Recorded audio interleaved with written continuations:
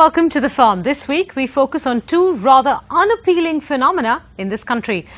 The bureaucratic capture of all regulatory positions and why lenders rarely stand up to India Inc.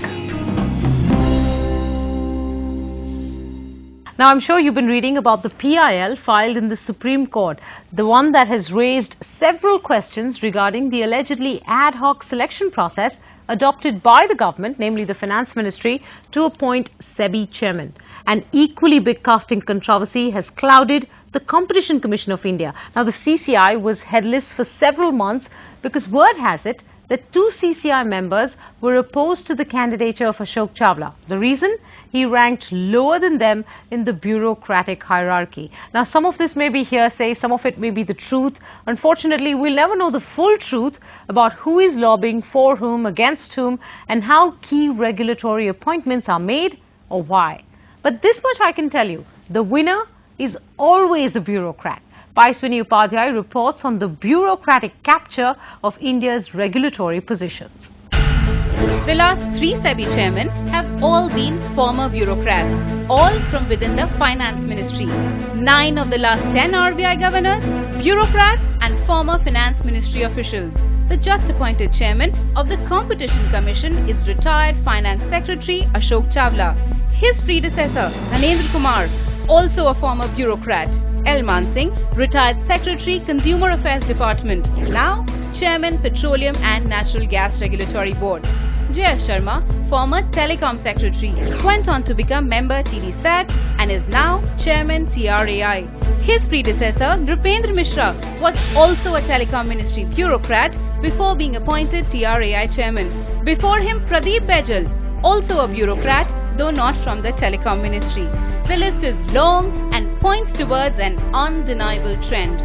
There is a general feeling among the public that by and large the regulatory system has been captured by the bureaucracy. Because it's the bureaucracy that makes the rules, and it is the bureaucracy that actually implements it. And obviously the way in which it has been done, it gives a suspicion, and in some cases it has been proved, because virtually if you look at the evidence, the most of the regulatory positions are held by bureaucrats. It's a pandemic in our country. I mean, retired bureaucrats continue to be appointed without any consideration for people who are from outside the bureaucracy, which I find very funny and odd. Some responsibility can be shouldered by the regulatory acts passed by the Parliament.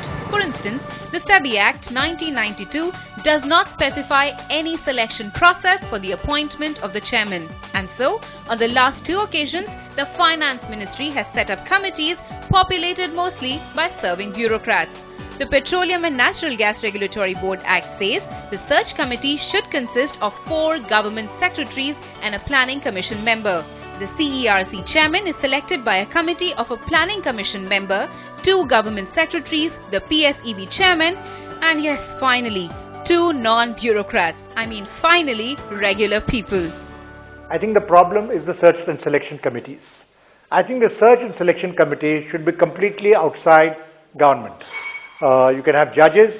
If the judges are not to be selected, you can have people who are not connected with government, from the private sector, from academia, from the judiciary, from the media.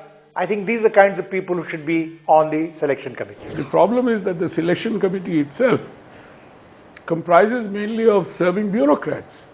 So they have a propensity to only look at candidates from their own little community, which is by and large an old boys network. An old boys club with decades of government service.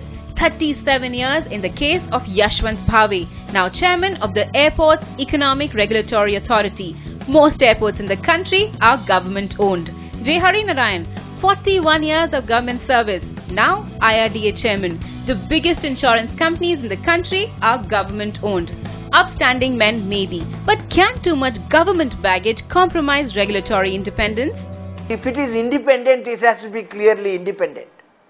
Now, I mean, there are cases where secretaries of the Government of India walk into the finance commissions. I mean, the finance commission is supposed to be an independent arbiter between the center and the states. How can a secretary of a center who has been in the union government simply walk into the finance commission as a member and then function? I mean, isn't that a conflict of interest? I mean, we do need to really avoid this type of things. It's a fact that a lot of regulators are retired bureaucrats, but they come in there because of their domain knowledge. See, the person who has worked for X number of years in the government, firstly, he has a good idea of how government functions. Secondly, if he's come from that same ministry, he will have the domain knowledge which will be superior to somebody who hasn't worked in that kind of setup. That probably explains why the last two chairmen of TRAI were secretaries with the Department of Telecommunications. But doesn't choosing regulators from line ministries heighten conflict issues?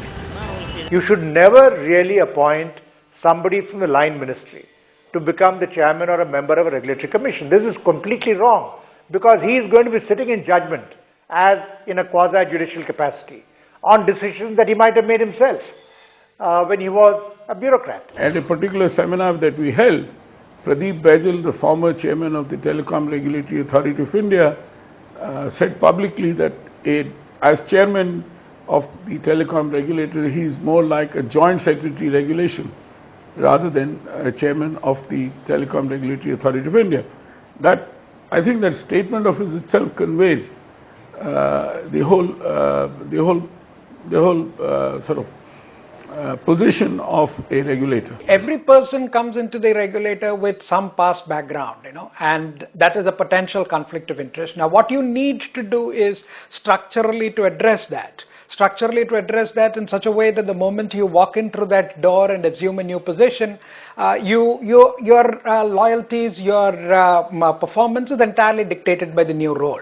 Now, that depends upon things like, for example, how long the tenure of the regulator is, whether the regulator's term can be extended, whether the regulator's term can be terminated. Now, those are the questions that matter. The issue of bureaucratic capture has received attention from both the government and the judiciary. India's Chief Justice S.H. Kapadia, in a public address in February this year, suggested the creation of an Indian regulatory service to man regulators with experts. Minister of Corporate Affairs Veerappa Moily, in his 10-point anti-corruption agenda, says post-retirement positions should not be given to bureaucrats and that regulators should be appointed from within experts from various fields. One of the main problems in regulations in India is that people who have excellent knowledge of the subject would prefer not to be on a regulator because the salaries are very low. If they have excellent knowledge of the sector, they are probably earning multiples of the salary that a regulator in India gets. So they don't even apply. This is no longer a question of not being paid enough. Let's be quite clear. I don't think people in the private sector are so desperate to retain their high levels of salaries that they will not give time for public service of this kind. They will, and the salary is not too bad, so they'll come. And I think that is what we should do. Like you're appointing judges in the high courts, many good lawyers don't want to come. Some good lawyers do come. Really, where the person came from is not important. We have had experiences in the past. And I think the Election Commission is a good example of that. You take a bureaucrat and put the person in the Election Commission, and we have had instances where that Election Commission performs quite independently because there are constitutional safeguards on the independence and autonomy of that body. So these things are much more structural in nature. There is no denying that regulatory autonomy depends on several aspects, including a fixed tenure and funding independent of the line ministry. But selection is the first step towards autonomy. Now, no one is making the argument that bureaucrats don't make fine regulators. Many of those named in the story are individuals of repute who bring both domain expertise and integrity to the job. But equally, it can't be that only bureaucrats fit the bill. Surely, India's private sector has depth of talent to offer. Why then all regulators are former bureaucrats? The consequences are worth pondering over. In Mumbai, Payaswini Upadhyay. Regulatory independence is just a mirage. But then so are lender rights. Coming up on The Firm, and why lenders rarely stand up to India Inc.